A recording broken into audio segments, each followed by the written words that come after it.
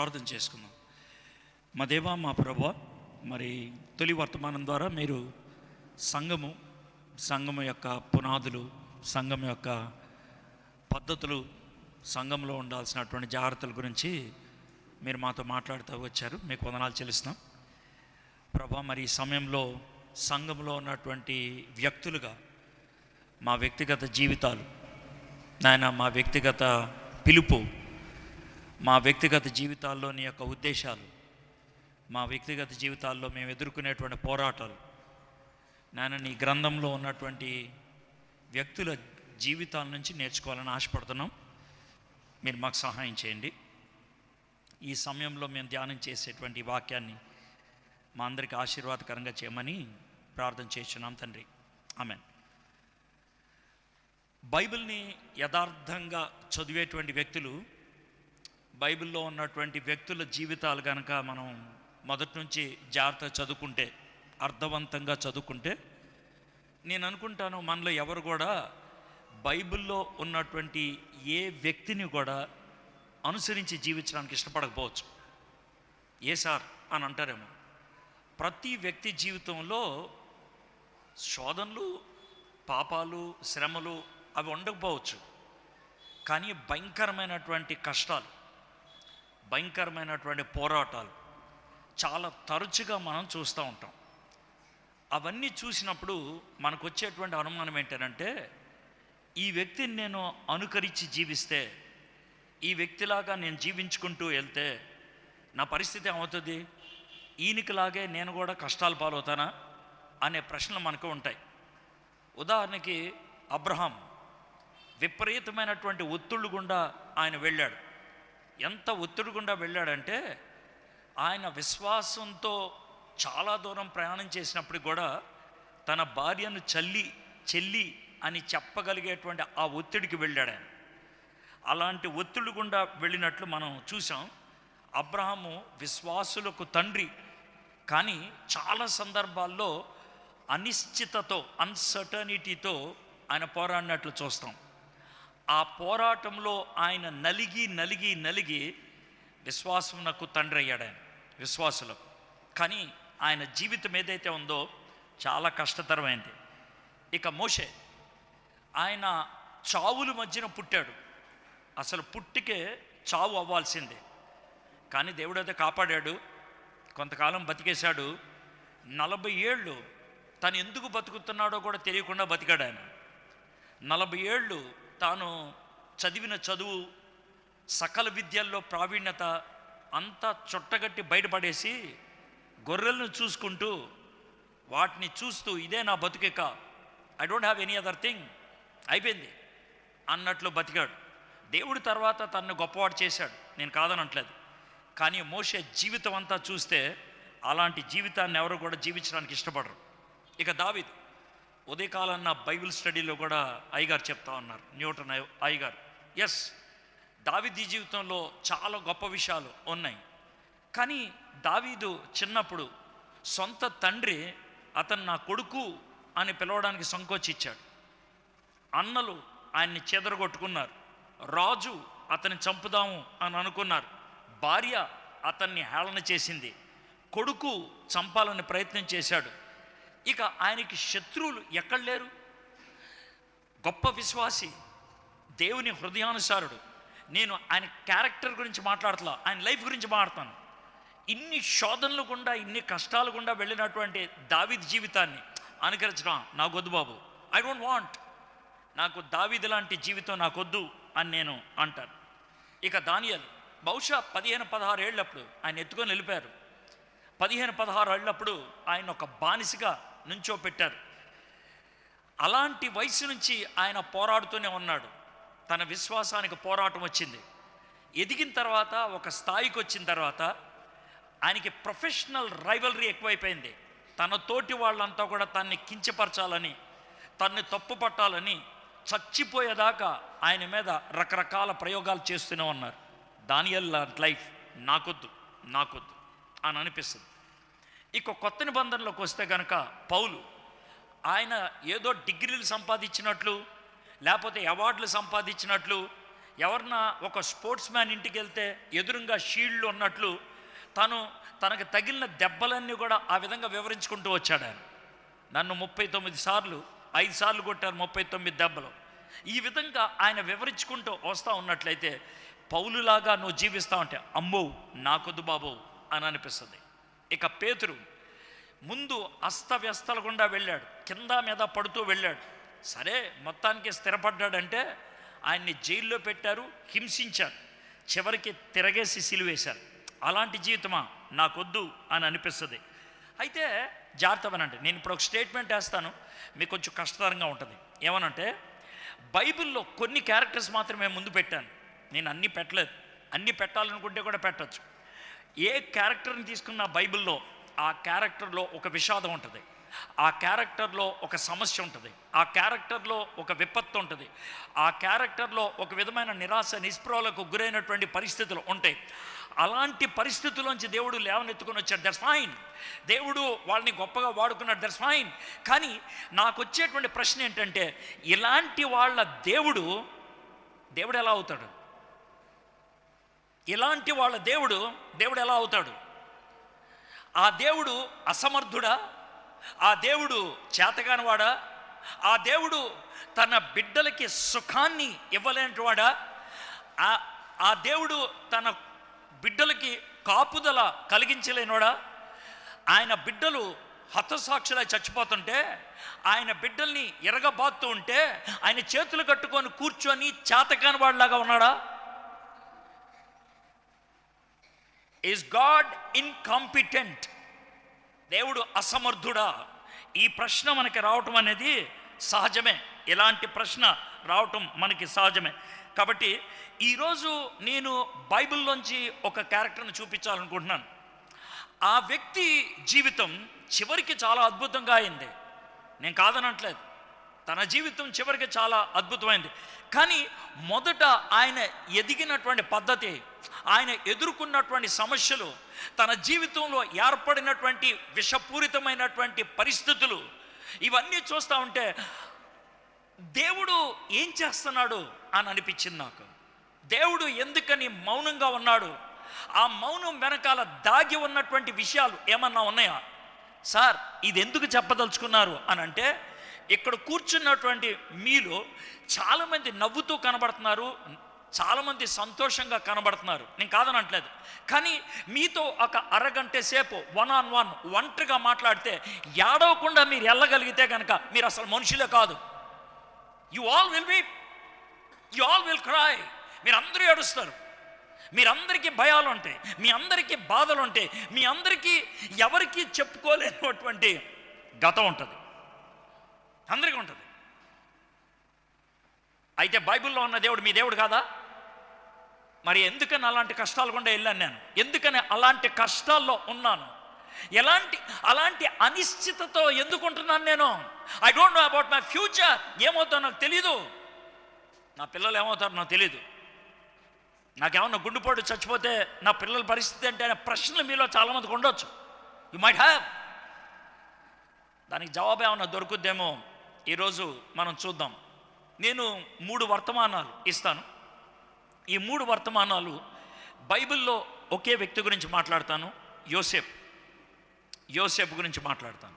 యోసేపు గురించి 3 వర్తమానాల్లో మాట్లాడాలని ఆలోచించటమే అసాధ్యమైనటువంటి ప్రయత్నం.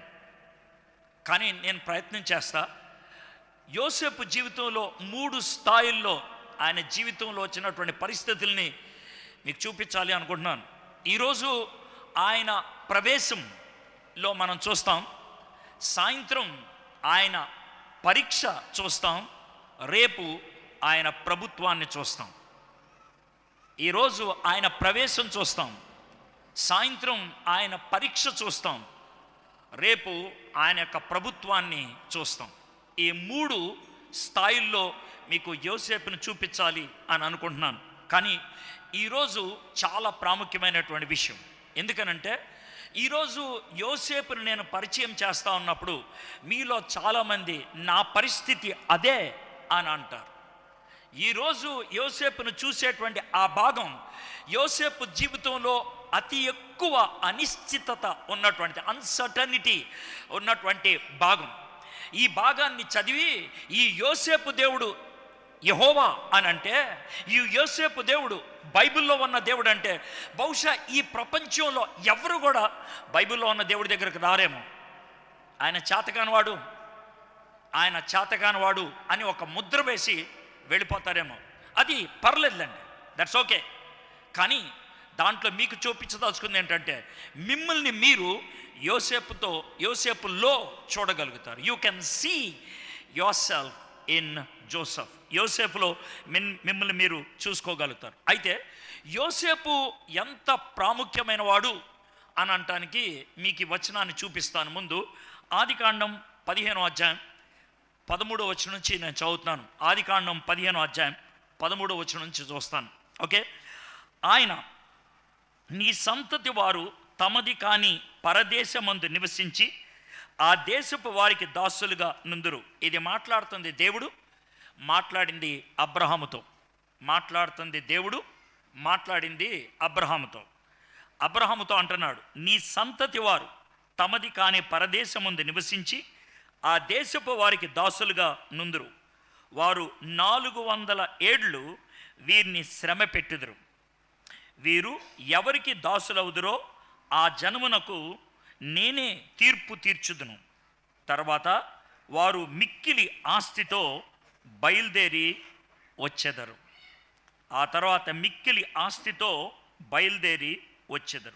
నీవు క్షేమంగా నీ పితరుల యొద్దకు పోయేదవు, మంచి వృద్ధాప్యమందు పాతి పెట్టబడదు. ఇది దేవుడు అబ్రహాముతో చెప్పినటువంటి మాట. 400 సంవత్సరాలు ఇశ్రాయేలీలు ఐగుప్తు దేశములో, తమది కాని దేశములో వాళ్ళ దగ్గర బానిసలుగా ఉంటారు. కానీ ఆ 400 సంవత్సరాలు జీవించటానికి వాళ్ళకి బేస్ ఎలా దొరికింది, వాళ్ళకి అలాంటి అవకాశం ఎలా దొరికింది, 400 సంవత్సరాలు వాళ్ళని బతకనిచ్చింది ఎందుకని, వాళ్ళు మిక్కిలి ఆస్తిపరులు అవ్వటానికి ఏంటి కారణం? దేవుడు వాళ్ళ పట్ల ఉన్నటువంటి ప్రణాళిక, ఈ ప్రాముఖ్యమైనటువంటి ప్రణాళిక నెరవేరటానికి ఎవరైనా అతి ప్రాముఖ్యమైనటువంటి క్యారెక్టర్ ఉన్నాడానంటే అది యోసేపు. వన్ మ్యాన్, ఒక్క మనిషి దేవుడు అబ్రహాముకి ఇచ్చినటువంటి ఈ అద్భుతమైనటువంటి ఈ వాగ్దానాన్ని నెరవేర్చటం కానీ దేవుడు ఏర్పరచుకున్నటువంటి తన బిడ్డ. He is God's chosen vessel.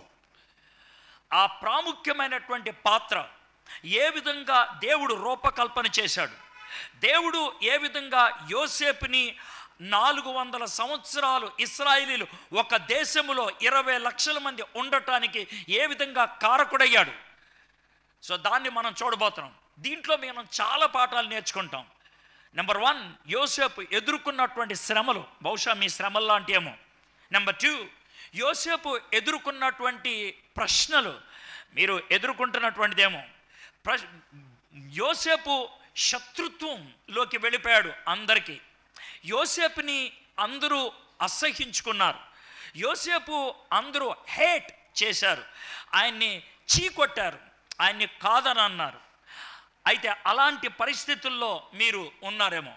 So మోసం చేయబట్టానికి ఆయన చాలా అవకాశాలు ఉన్నాయి, అలాంటి పరిస్థితిలో ఉన్నారేమో. అయితే ఆ యోసేపుని దేవుడు అనుకున్నటువంటి మార్గంలో వెళ్తూ ఉన్నప్పుడు ఒక బానిస ఒక భరోసా ఇచ్చేవాడయ్యాడు. ఒక భరోసా ఇచ్చేవాడయ్యాడు. ఎవరికి?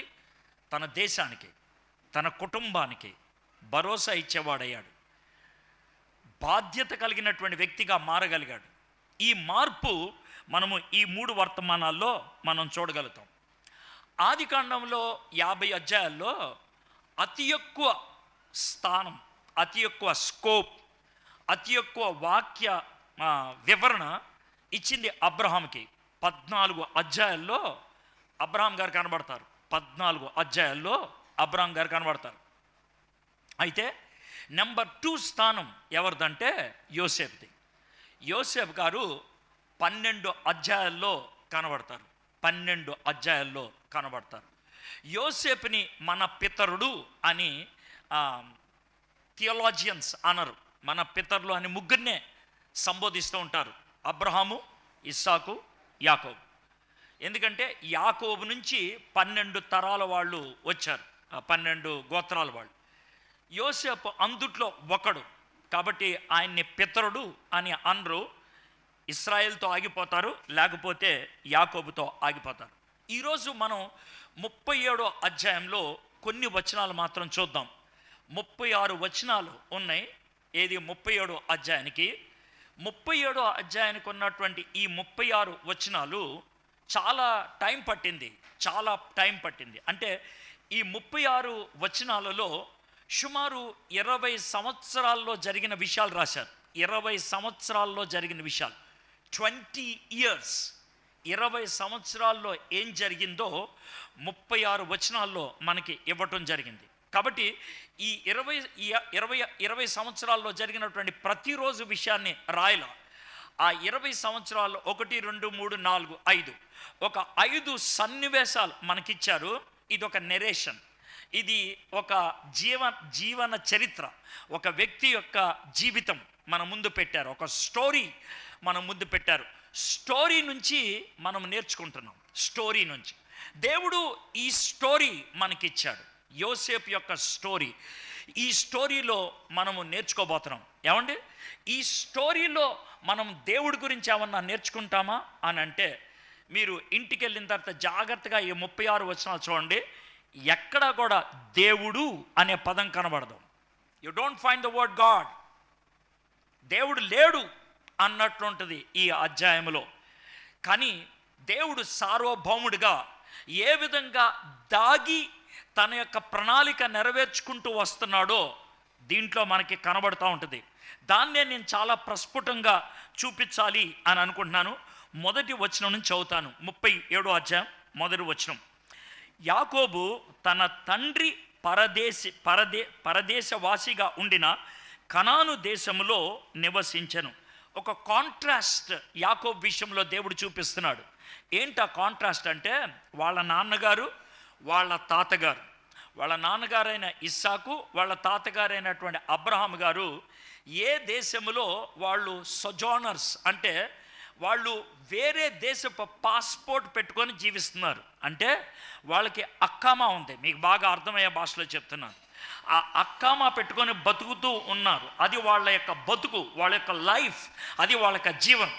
కానీ యాకోబు వచ్చేటప్పటికి తనకి అక్కామా లేదు, తనకి ఓన్ పాస్పోర్ట్ ఉంది, తనకి పౌరసత్వం ఉన్నది, తనకి అధికారం ఉన్నది. ఇది నా దేశం అని చెప్పగలిగేటువంటి పరిస్థితి వచ్చింది. దానికి ఒక చిన్న పదం ఉపయోగించారు. ఏమనంటే, కనాను దేశములో నివసించను. ఆయన జీవించడం మొదలుపెట్టారు. వాళ్ళ తండ్రి, వాళ్ళ తాతగారు ఆ విధంగా లేదు. ఇప్పుడు పరాయి దేశస్తులకి వాళ్ళు ఈ దేశంలో ఉన్నట్లయితే కొన్ని లాభాలు ఉంటాయి, కొన్ని నష్టాలు ఉంటాయి. ఏంటి లాభం అంటే, ఇది నా దేశం కాదు కాబట్టి దేనికి కూడా నేను కట్టుబడిపోయి ఉండను, దేనికి కూడా నేను దీనికి కట్టుకోవాలి, ఇల్లు కొనుక్కోవాలి అని అలాంటి ఉండవు. అంటే స్థిరాస్తి కోసం, స్థిరమైన సంబంధాల కోసం ప్రాకులాడం. ఎందుకంటే అది నా ఊరు కాదు కాబట్టి. అది ఒక విధంగా మంచిదే. ఎందుకని మంచిది అని అంటే, నేను వాటితో కట్టుబడిపోయి ఉండను కాబట్టి స్థిరాస్తి నాకు వేరే చోట ఉందని దానితో కనెక్షన్ ఉండడానికి ప్రయత్నం చేస్తాం. అది అడ్వాంటేజ్.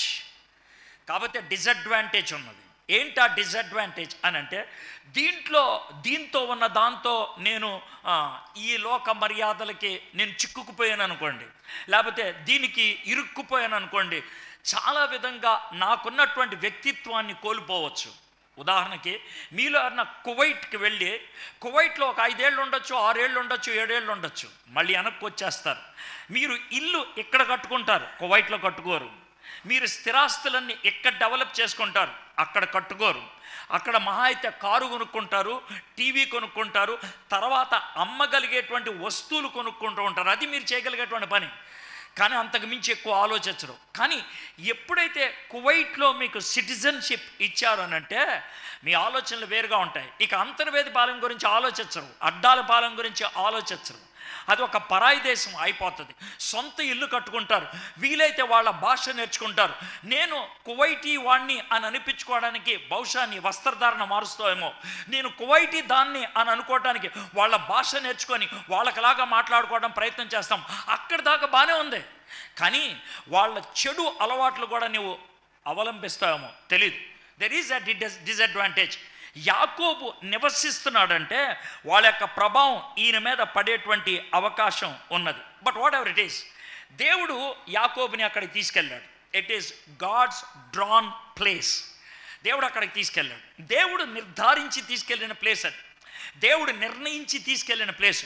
నువ్వు పుట్టిన ఊరు, నువ్వు పుట్టినటువంటి కుటుంబం, నువ్వు పుట్టినటువంటి సంస్కృతి, నువ్వు ఇప్పుడు వెళ్తున్నటువంటి సంఘం, అది నీ ఎంపిక కాదు, దేవుని ఎంపిక. దేవుడు ఎంపిక చేశాడు నీ కోసం. దేవుడు ఎంపిక చేసి ఇచ్చిన దాన్ని కొన్ని నోరు మూసుకొని అంగీకరించావు, బహుశా కొన్ని స్వేచ్ఛను ఉపయోగించి అంగీకరించావు. నోరు మూసుకొని అంగీకరించింది ఏంటో తెలుసా? మీ అమ్మ నాన్న నువ్వు నోరు మూసుకొని అంగీకరించావు. నువ్వు మీ పుట్టిన తేదీ నువ్వు నోరు మూసుకొని అంగీకరించావు. నువ్వు పుట్టిన ఊరు నోరు మూసుకొని అంగీకరించావు, ఈ నోరు మూసుకొని. అయితే ఈ సంఘం ఉన్నది తెలుసా? మీ అమ్మ నాన్న వాళ్ళు వస్తున్నారు, నువ్వు కూడా ఈ సంఘానికి వస్తున్నావు. You have a choice to leave it. నీకు చాయిస్ ఉంది వదిలిపెట్టడానికి. కానీ దేవుని ఎంపికను అవునని ఇక్కడ కూర్చొని వాక్యం వింటున్నాం. Praise the Lord. చాలా సంతోషం, చాలా సంతోషం. సో కాబట్టి ఈ రెండు రకాలని ఉన్నాయి. But whatever it is, దేవుడు నీ కోసం ఏర్పరిచింది అనేటువంటి విషయాన్ని మనం చూద్దాం. అయితే యాకోబు దేవుడు ఏర్పాటు చేసినటువంటి దేశంలోకి వచ్చాడు. ఆ ఏర్పాటు చేసినటువంటి దేశంలో ఆయనకి ఇచ్చినటువంటి పౌరసత్వాన్ని ఆయన ఆనందిస్తూ ఉన్నాడు, ఆ అధికారాన్ని ఆనందిస్తూ ఉన్నాడు. అక్కడ ఆయనకి పిల్లలు ఉన్నారు. ఆ పిల్లల్లో ఒక పిల్లోడైనటువంటి యోసేపు గురించి మనం చూడబోతున్నాం ఇప్పుడు. That's it. ఆ యోసేపు గురించి మనం చూడబోతున్నాం. యోసేపు గురించి నేను చూడటానికి ముందు ఒకటి రెండు ఉదాహరణలు చెప్పాలి అని నేను అనుకుంటున్నాను. అయితే ఆ ఉదాహరణలు బహుశా కొంచెం కష్టతరం అవుతుందేమో అని అనిపిస్తుంది. మొన్న ఈ మధ్యన అమెరికా వెళ్ళినప్పుడు నేను చాలా ఉత్తరాన్ని ఉండేటువంటి ఒక రాష్ట్రానికి వెళ్ళాను. దాని పేరు వాషింగ్టన్ అంటారు. చాలా శీతలం ఉంటుంది, చాలా చలి ఉంటుంది, కెనడాకి బార్డర్గా ఉంటుంది అనమాట. ఎక్కువ మంచు ప్రాంతం అది. ఆ ప్రాంతానికి వెళ్ళాను. వెళ్తే ఎక్కడి నుంచి చూసినా, సియాటిల్ అంటారు దాన్ని, మైక్రోసాఫ్ట్ ఉన్న కంపెనీ ఉన్నది అక్కడే. ప్రపంచంలో అతి ధనికుడు బిల్ గేట్స్ జీవించేది కూడా అక్కడే. ఆ ఊరు వెళ్ళానమాట, సియాటిల్ అంటారు.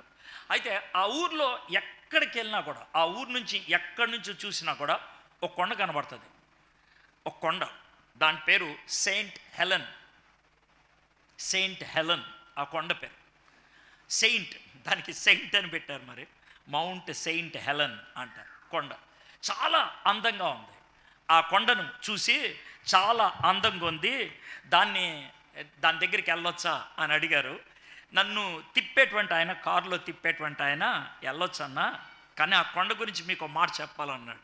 ఏంటి అనంటే, ఆ కొండ 2004లో 57 మందిని చంపేసింది అని అన్నాడు. అదేంటన్నా అన్నాడు. 57 మందిని చంపేసింది.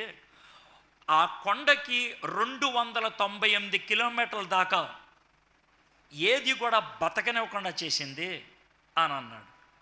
అదేంటది అని అన్నా అనంటే, ఆ కొండ వాల్కెనో. మంచుంది పైన, తెల్లగా కనబడుతుంది, చాలా అందంగా కనబడుతుందంటే అదే మాయ. చల్లగా ఉంటుంది, మంచు కనబడుతుంది. ఒకవేళ కనుక ఆ కొండ నువ్వు ఎక్కగలిగితే, ఎక్కడానికి దారులు ఉన్నాయి, ఎక్కగలిగితే పైన ఒక పెద్ద సొరంగం కనబడుతుంది, కింద నుంచి నుప్పులు బయటకు వస్తాయి. అప్పుడప్పుడు నుప్పులు ఎంత దూరం వెళ్తాయి అంటే 200 కిలోమీటర్ల దూరం దాకా వెళ్తాయి నుప్పులు. ఆ నుప్పు రవ్వలు అంత దూరం ఇసురుద్ది. దాంట్లోంచి వచ్చేటువంటి లావా వేడిని ఎవడు తట్టుకోలేడు. దానికి అడ్డొచ్చింది దేన్నైనా సరే కరగబెట్టేస్తుంది. అది ఒక లైవ్ వాల్కనో. మళ్ళీ ఎప్పుడు పొంగుద్దో తెలీదు, ఎప్పుడు దాని యొక్క విషవాయువు కక్కుద్దో తెలీదు. అని అన్నప్పుడు నాకు చాలా భయం వేసింది. చూడటానికి చాలా అందంగా ఉంది, కానీ వెళ్ళటానికి భయం వేసింది. మన లైఫ్లో కొంతమంది అలాంటి వాళ్ళు ఎదురవుతూ ఉంటారు. వాళ్ళు చూడటానికి చాలా మర్యాదగా ఉంటారు, చూడటానికి చాలా మంచి వాళ్ళలాగా ఉంటారు, కానీ వాళ్ళతో కొన్ని మాటలు మాట్లాడేటప్పటికి అర్థమవుద్ది వాళ్ళు విషం అనేసి, వాళ్ళు భయంకరం అనేటువంటిది. ఈ 2 ఉదాహరణలు ఎందుకు చెప్పానంటే, యోసేపు జీవితాన్ని 37వ అధ్యాయంలో చదువుతూ ఉంటే, జాగ్రత్తవనండి, యోసేపు జీవితాన్ని చదువుతూ ఉంటే పైన కనబడేది ఒకటి, కనబడకుండా దాగి ఉన్నది ఇంకొకటి. కనబడేది ఒకటి, కనబడకుండా దాగి ఉండేది ఇంకొకటి. కాబట్టి ఈ 37వ అధ్యాయాన్ని ఆధారం చేసుకొని మనకి కనబడకుండా ఉండేటువంటి 3 విషయాల గురించి నేను మాట్లాడతాను. 3 things ఆర్ హిడెన్. 3 విషయాలు పైకి కనబడవు, కానీ లోనడి పని. జాగ్రత్తమేనండి, ఈ 3 విషయాలు యోసేపుగా కాదు, మనందరికీ కూడా ఉంటాయి. ఈ 3 విషయాలు మనందరికీ ఉంటాయి. ఈ 3 విషయాలు ఎవరైతే గ్రహించి ఆ 3 విషయాల్ని బతకడానికి ప్రయత్నం చేస్తారో, సవాళ్ళు ఉంటాయి, శ్రమలు ఉంటాయి, కొట్లాట్లు ఉంటాయి, వైరాలు ఉంటాయి, వైవిధ్యాలు ఉంటాయి, వ్యతిరేకించే వాళ్ళు ఉంటారు. వీటన్నిటి మధ్యన జాగ్రత్తవనండి, బయట మన శరీరం కరిగిపోతున్నా, మన జీవితం కాలిపోతున్నా, షలోమ్ సమాధానం గుండె లోతుల్లో అనుభవించి బతకగలుగుతాం. ఈ 3టిని గమనించగలిగినట్లయితే. ఏంటి సార్ ఆ 3 థింగ్స్ అంటే, నేను ముందే చెప్పేస్తాను టైటిల్గా, తర్వాత నెమ్మదిగా మనం చదువుకుంటూ వెళ్దాం. మొదటిది దాగి ఉన్న కష్టాలు.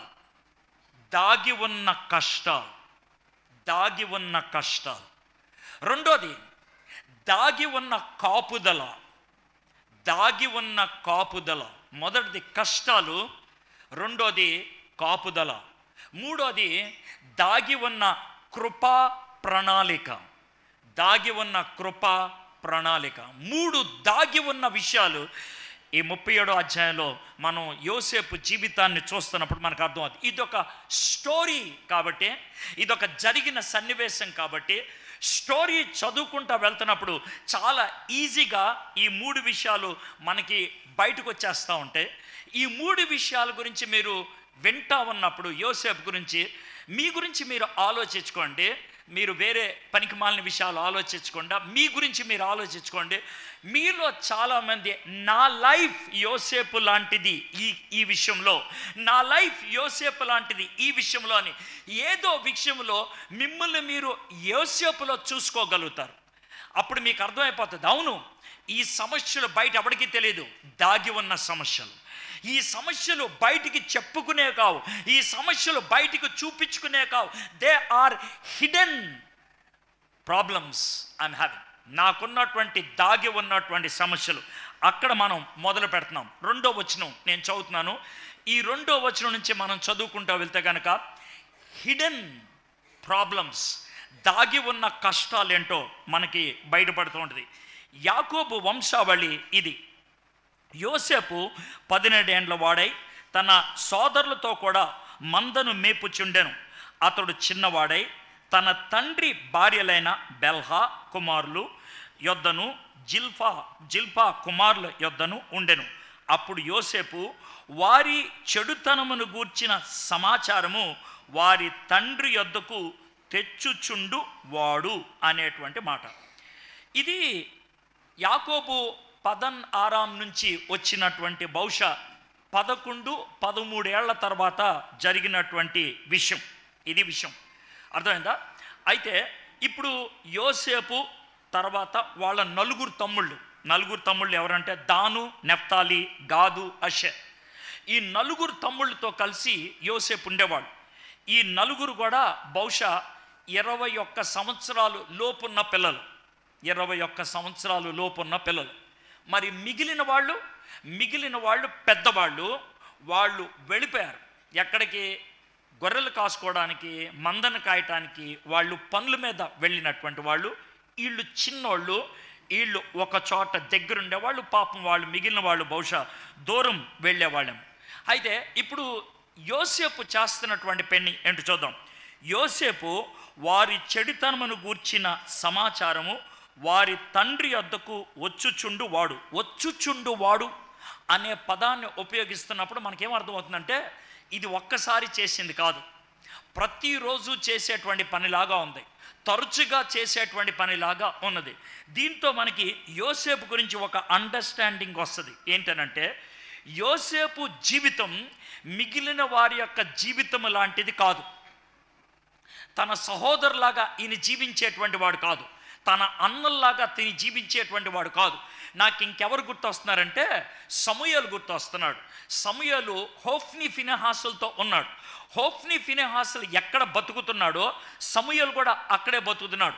కానీ హోఫ్నీ ఫినెహాసు యొక్క చెడ్డతనం, హోఫ్నీ ఫినెహాసులకు ఉన్నటువంటి చెడ్డ అలవాట్లు సమూయేలుకి రాలేదు. హోఫ్నీ ఫినెహాసును బట్టి మందిరానికి రావడానికి చాలామంది సంకోచిస్తే సమూయేలు దేవుని యొక్క స్వరాన్ని విని దేవునికి మనుషులకి మధ్యన వారధిగా ఉండటానికి దేవుడు ఏర్పరచుకున్నటువంటి వ్యక్తి అయ్యాడు. కాబట్టి యోసేపు గురించి ఒక చిన్న పాజిటివ్ పాయింట్ ఏంటి అనంటే పరిస్థితులకి అతీతంగా బతకడానికి ప్రయత్నం చేసినవాడు, పరిస్థితులకి అతీతంగా బతకడానికి ప్రయత్నం చేసినవాడు. మనం చాలాసార్లు ఏమంటామంటే పరిస్థితులకి నేను బానిస అయిపోయాను అంటే మా అడ్డాల పాలెంలో ఎవడు జీవించినా ఇలాగే ఉంటుంది, మా అడ్డాల పాలెంలో ఎవడు మాట్లాడినా ఇలాగే ఉంటుంది, మా అడ్డాల పాలెంలో మా వ్యవహారం ఇలాగే ఉంటుంది.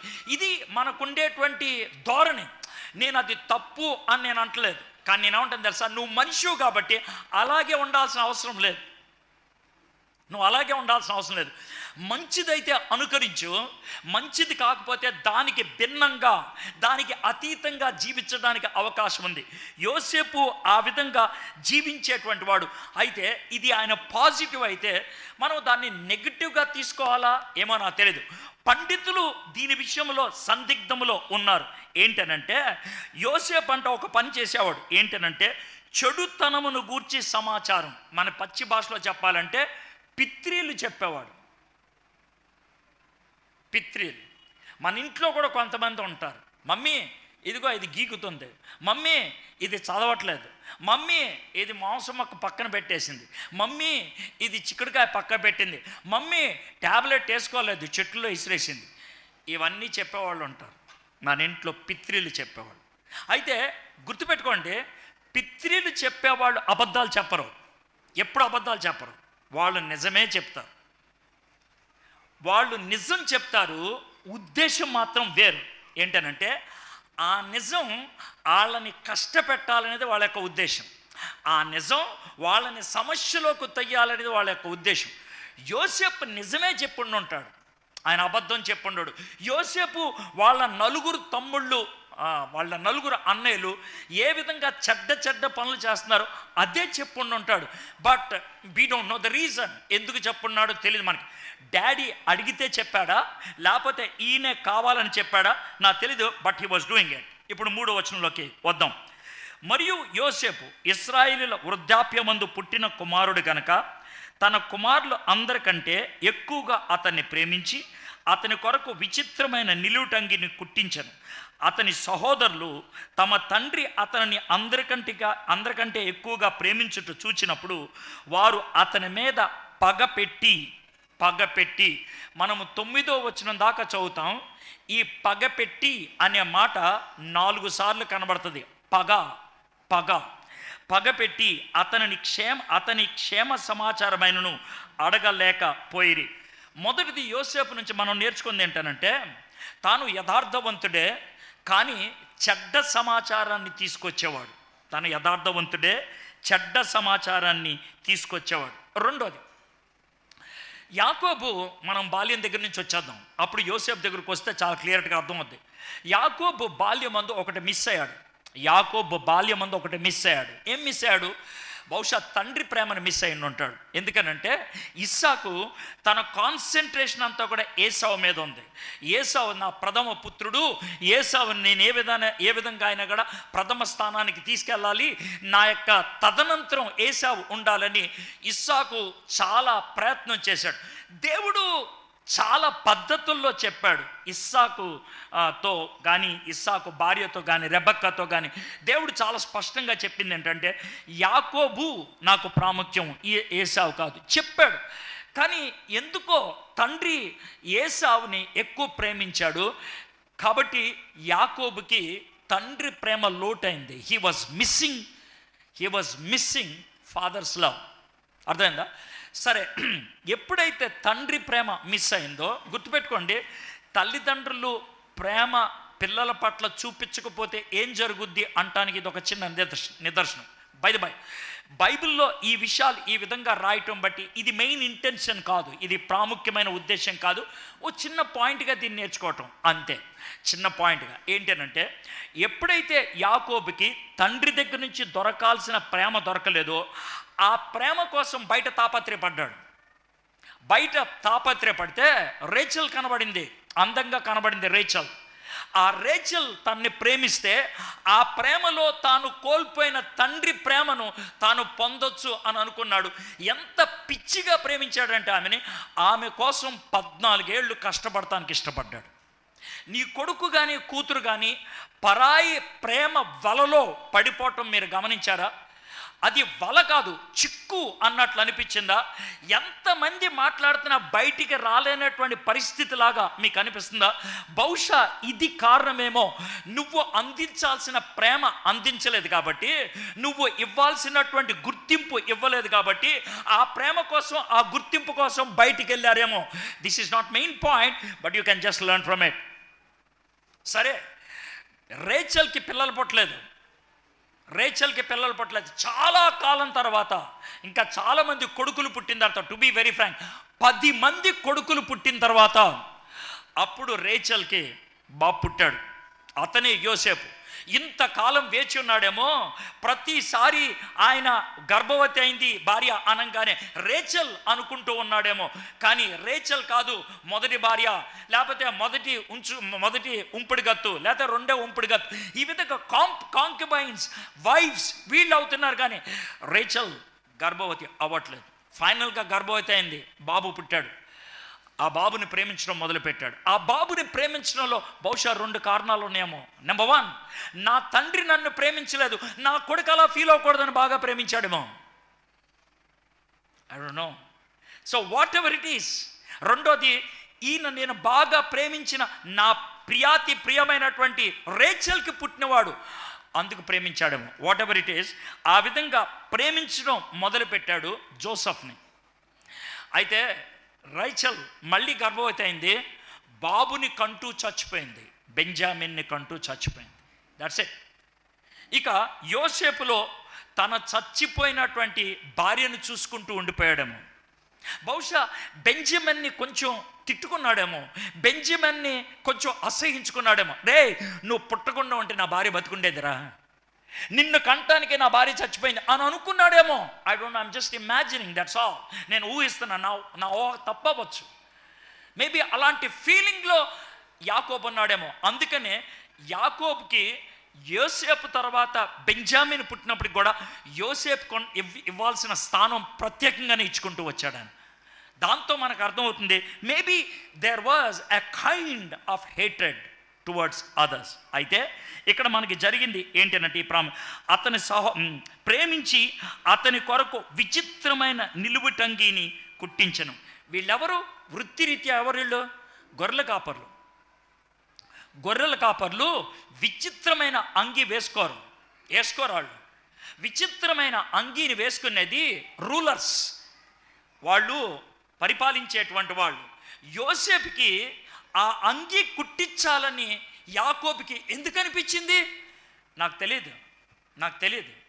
This is one hidden thing ఏమో.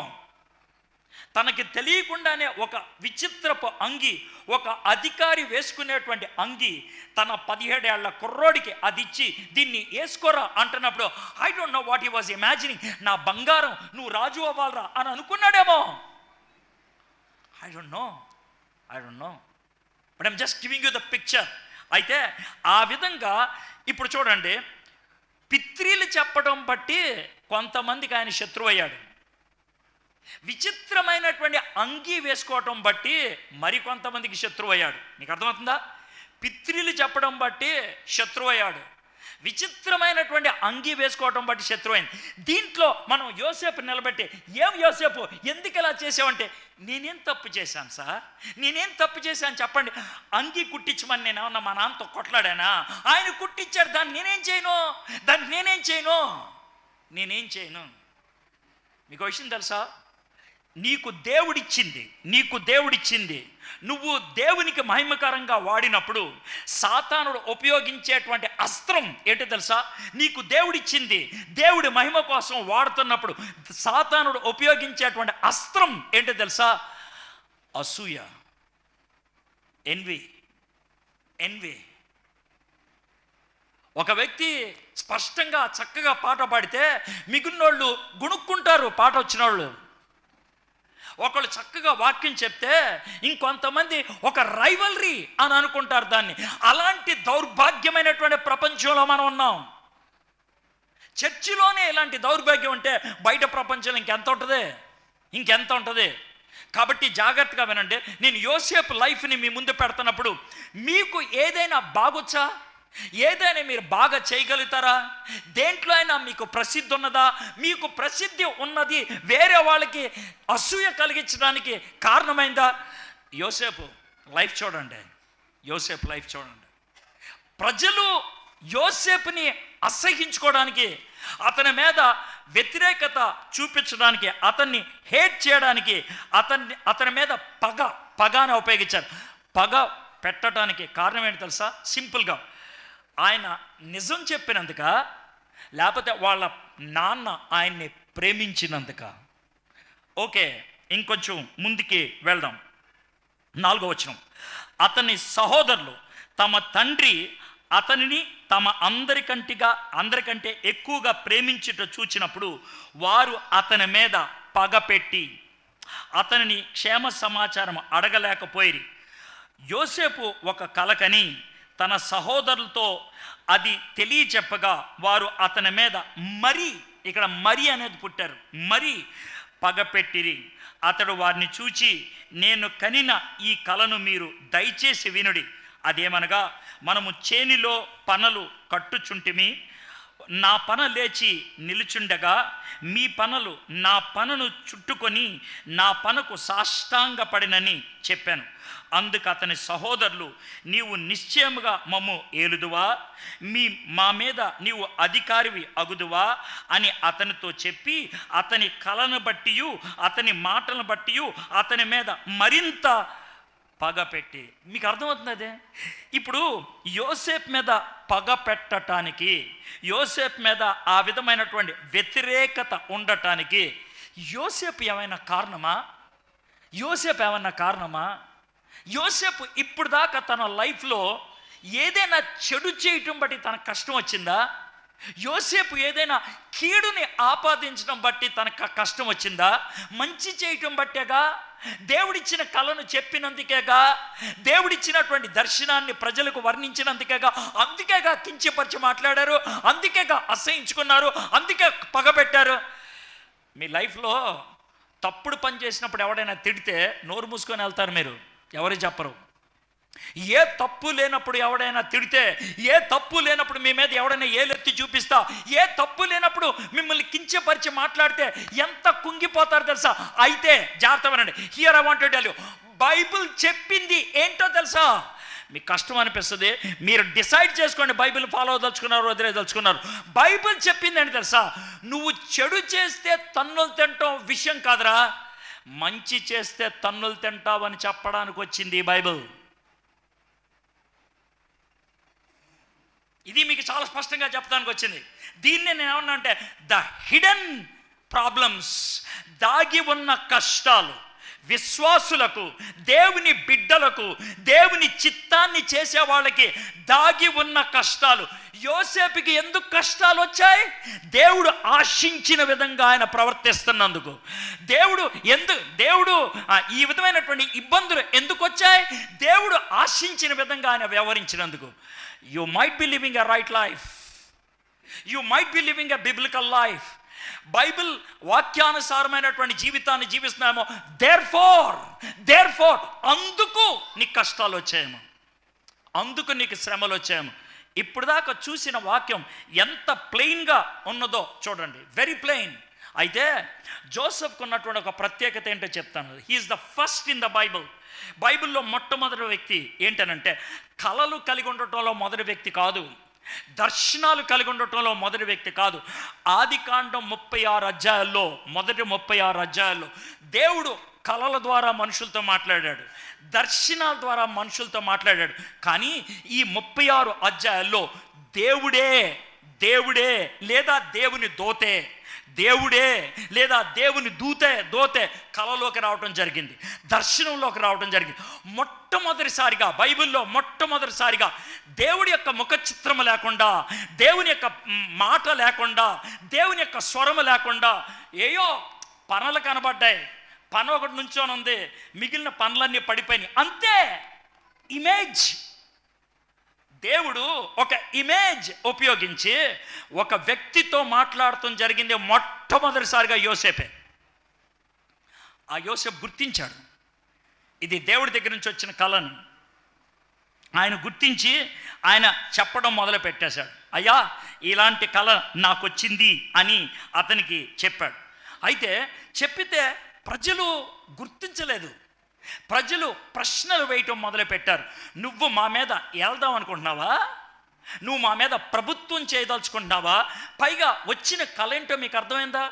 యోసేపు లైఫ్ గురించి మీకు కొద్దో గొప్ప తెలుసు కాబట్టి మీరు ఈ కళను ఈ విధంగా అధ్యయనం చేస్తున్నప్పుడు మీకు గగ్గురుపాటు కలిగించి ఎంటుకలు నెక్కపరుచుకునేటువంటి సన్నివేశం ఏంటంటే, దేవుడు చూపించినటువంటి కళ ఏంటి అంటే, దర్శనం అదే కళలో చిత్రం ఏంటంటే, ఒక పన నిలబడింది, మిగిలిన పనులన్నీ పడిపోయాయి. పనలోంచి వచ్చేదేంటి? ధాన్యం. పనలోంచి వచ్చేదేంటి? గోధుమలు. పనలోంచి వచ్చేదేంటి? తిండి. మిగిలిన 11 కింద పడిపోయినప్పుడు వీళ్ళు తిండి లేకుండా కాళ్ళు పట్టుకున్నప్పుడు తిండి పెట్టేది నేనే. యోసేపు చేసింది అదా కాదా చెప్పండి?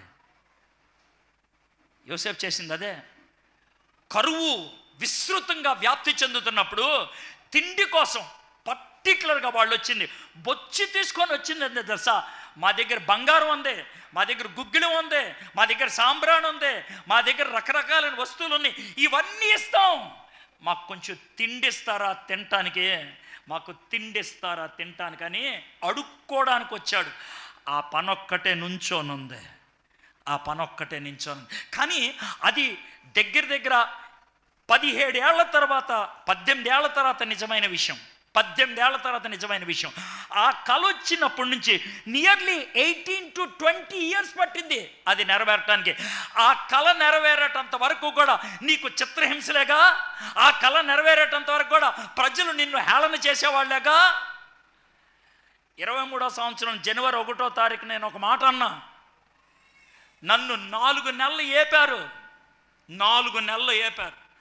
ప్రతి కనబడినోడు నా మీద ట్రోలింగ్ చేసి తిట్టాడు. ప్రతి కనబడినోడు, వాడికి విలువన్నా లేకపోయినా, వాక్యం తెలిసినా తెలవకపోయినా ప్రతి ఒక్కడు నన్ను తిట్టాడు.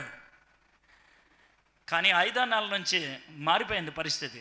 కొంతమంది మాట్లాడటానికి దమ్ము లేక, సిగ్గు లేక నోరు మూసుకొని ఉంటే, కొంతమంది మాత్రం చెప్పగలిగారు, మేము తప్పుగా అనుకున్నాం, కాదు ఇది నిజమే అని. నేను ఇక్కడికి చాలా సంవత్సరాల నుంచి వస్తున్నాను, చాలా సంవత్సరాల నుంచి ఒక మాట చెప్తున్నాను. నేనేదో ప్రవక్తనని చెప్పట్లే, ప్లీజ్. నేను ఒక పొలిటికల్ అబ్జర్వర్ని అంతే. I'm not a prophet. దేవుడు నాకు ప్రవచన వరం ఇవ్వలో. ప్రవచన వరం ఉన్నవాళ్ళు ఉన్నారు అంటే ఉన్నారు, నేను కాదు. ఐఎమ్ నాట్ దాట్, నేను కాదు. ప్రవచన వరం ఉన్నవాళ్ళు మీరు నమ్ముతారా? Yes, I will believe. దేవుని వాక్యానుసారంగా వాళ్ళు మాట్లాడుతున్నప్పుడు ఐ విల్ టేక్ ఇట్, నేను నమ్ముతాను. I'm not against the gift of prophecy. ప్రవచన వరానికి వ్యతిరేకని కాదు నేను. కానీ నేను చాలా స్పష్టంగా చెప్పిందంటే, I have a feeling, I have a sense. దేవుడు నాకెందుకో ఈ విధమైనటువంటి తృష్ణ ఇస్తున్నాడు. భారతదేశం క్రైస్తవుల్ని హింసించే వాళ్ళలో నెంబర్ 1 దేశం అవుతుందని. నా సొంత మిత్రులు అన్నారు, 19వ స్థానం నుంచి 10వ స్థానం రావడానికి 12 ఏళ్ళు పట్టింది. 19వ స్థానం నుంచి 10వ స్థానం రావడానికి 19 ఏళ్ళు పట్టింది. అర్థమైందా? 1వ స్థానానికి వస్తుందేమో, ఇంకో 20 ఏళ్ళు పట్టుద్దేమో, ఇంకో 25 ఏళ్ళు పట్టుద్దేమో అని అన్నారు. అంత దూరం వెళ్తుందని నేను అనుకోవట్లేదు. 2025 చాలా డిసైడింగ్ మూమెంట్. నాకు ఎందుకు అనిపిస్తుంది 2025 చాలా డిసైడింగ్ మూమెంట్.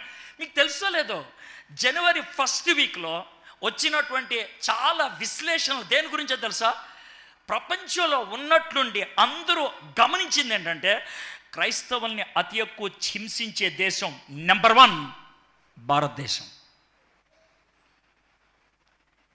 ఏబిఎన్ వాడు అరగంట సేపు దాని మీద విశ్లేషణ చేశాడు. నెంబర్ 1 భారతదేశం.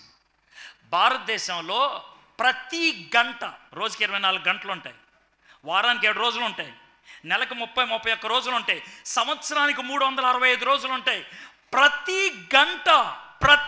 గంట భారతదేశంలో 4 క్రైస్తవుల్ని చంపుతున్నారు. చావట్లేదు, వాళ్ళు చంపుతున్నారు. అది విశ్లేషణ, అది అనాలిసిస్. ప్రతి పావు గంటకి ఒక వ్యక్తి చేస్తున్నాడు, క్రిస్టియన్ అని చెప్పుకొని చేస్తున్నాడు. దేవుడు ఒక ఆలోచన ఇచ్చినప్పుడు అది నెరవేరక మునుపు ఇబ్బందులు చాలా ఉంటాయి. దాన్ని తట్టుకోగలిగే దమ్ముండాల. వాక్యాన్ని చెప్పినప్పుడు వాక్యాన్ని నమ్మిన వ్యక్తి ఆ వాక్యం ఇక్కడ చెప్పినట్లు దేవుడు చెప్పిన ఏ మాటను నిరర్ధకము కానేరదు అని నువ్వు నమ్మితే స్టాండర్డ్ స్ట్రాంగ్, నిలబడి ఉండు. యోసేపు వాళ్ళ అన్నలు ఎగతాళి చేస్తూ ఉంటే, వాళ్ళ అన్నలు తిడతా ఉంటే సైలెంట్గా ఉన్నాడు ఆయన. ఇప్పుడు దాకా మనం యోసేపు గురించి ఏం నేర్చుకున్నాం? నెంబర్ 1 యథార్థవంతుడే, నిజమే చెప్పాడు, కానీ తన సహోదరులు ఇష్టపడలేదు, వాళ్ళ గురించి చెడు చెప్తున్నాడని. రెండోది, ఆయన ప్రియతమ కుమారుడే, తండ్రి తనకి విచిత్రమైనటువంటి వస్త్రాన్ని ఇచ్చానని సహోదరులు తనని నెగిటివ్గా చూస్తూ ఉన్నారు.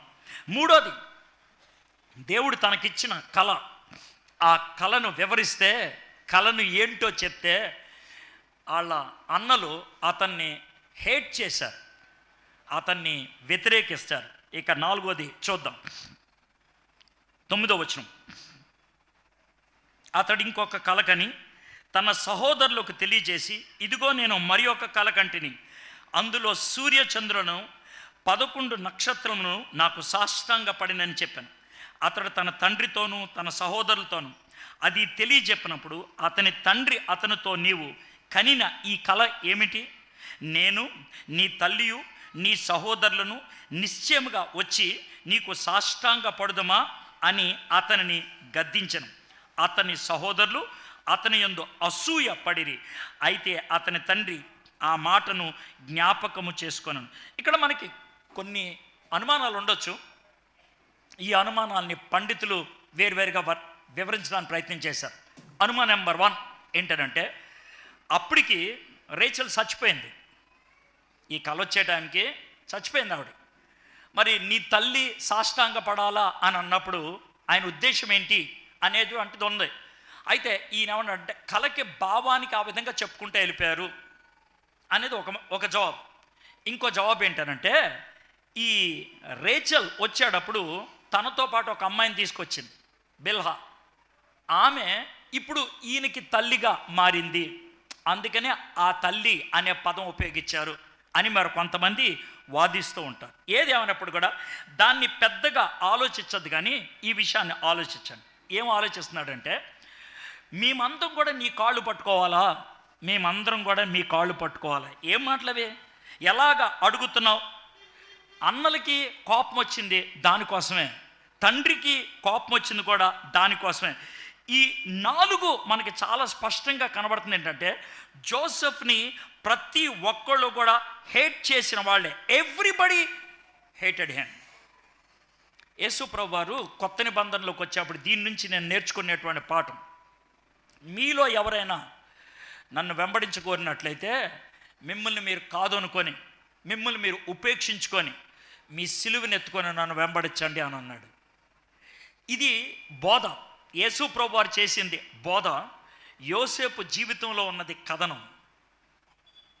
అక్కడ జరిగిందే ఇక్కడ ఒక బోధ అయ్యింది.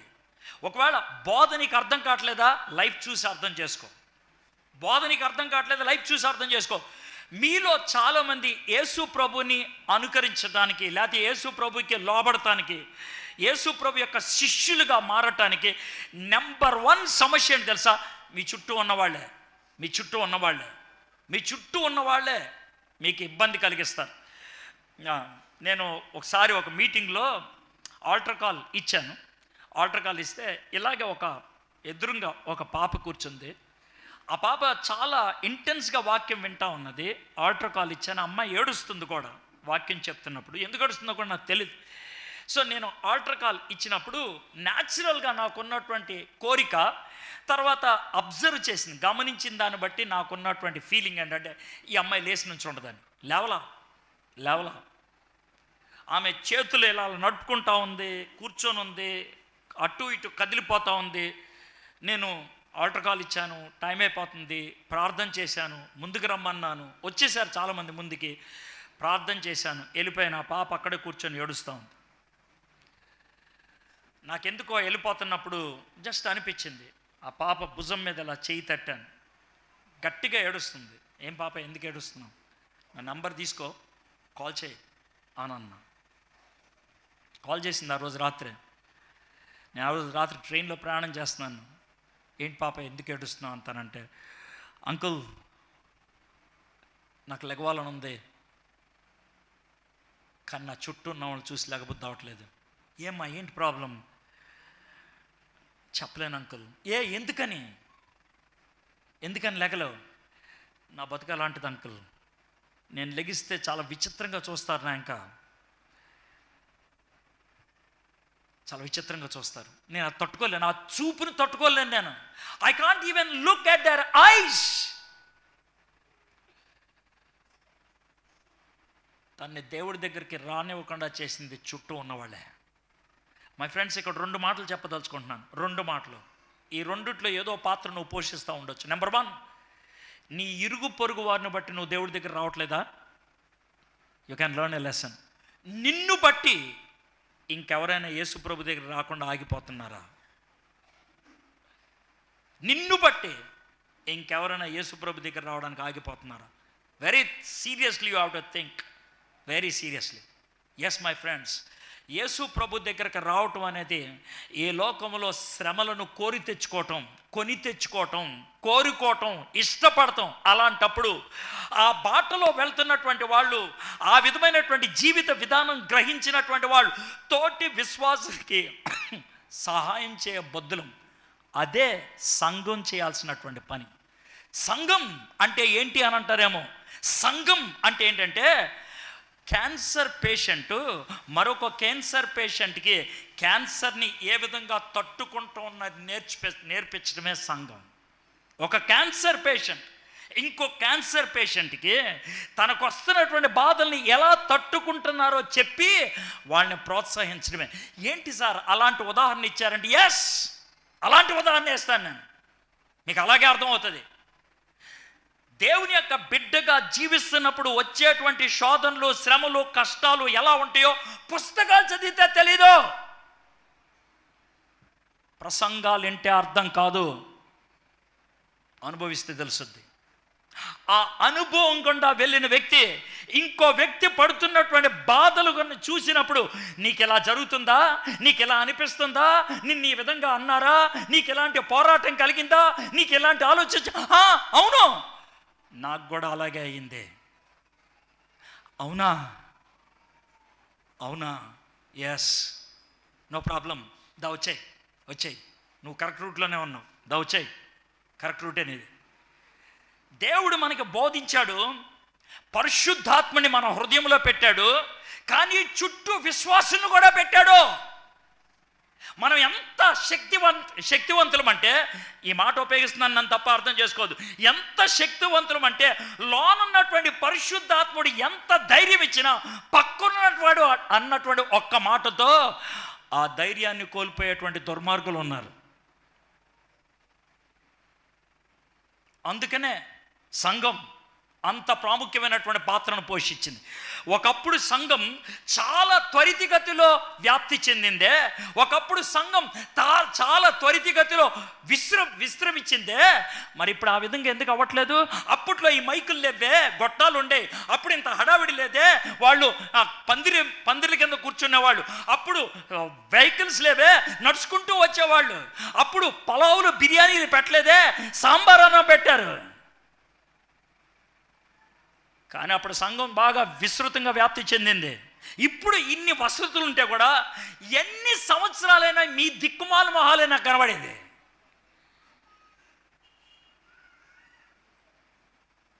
నేను తిడతా, తిట్టడానికి నా హక్కు ఉంది. ఎందుకో తెలుసా? ప్రతిసారి మీ దగ్గరకు వచ్చి అరుస్తున్నాను నేను. ప్రతిసారి నా గుండె చింపుకొని మీతో మాట్లాడుతున్నాను నేను.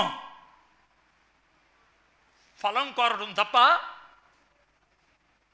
అది కనబడినప్పుడు బాధను వ్యక్తం చేయడం తప్ప ఎందుకు ఎదగట్లేదు? హిడెన్ కష్టాల గురించి భయపడి పక్కకి వెళ్ళిపోతున్నామేమో అనే విషయాన్ని గుర్తుపెట్టుకో. తిమోతి కెల్లర్ అనేటువంటి ఆయన ఒక మాట చెప్పాడు, అది నాకు బాగా అనిపించింది. The Bible purpose is not so much to show how to live good lifes. Bible యొక్క ప్రాముఖ్యమైనటువంటి ఉద్దేశం మంచి జీవితం ఎలా జీవించాలి అని కాదనంట. The Bible purpose is to show you how grace, that is God's grace, breaks in to your life against your situation. Bible యొక్క ముఖ్య ఉద్దేశం ఏంటంటే, నీ పరిస్థితులకు అతీతంగా, నీ పరిస్థితులకి వేరుగా దేవుని యొక్క కృప నీ జీవితంలోకి ఏ విధంగా చొచ్చుకు రాగలదో వివరించేదే బైబిల్.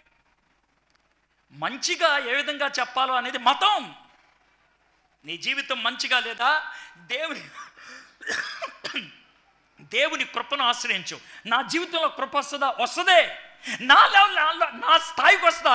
వస్తుందే. నీ స్థితిగతుల్లోకి వస్తుంది.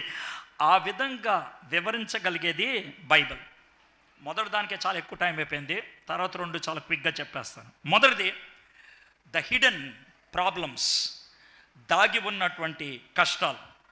రెండోది ద హిడెన్ గాడ్స్ పర్పసెస్, దేవుని యొక్క కాపుదలలు, ఉద్దేశాలు.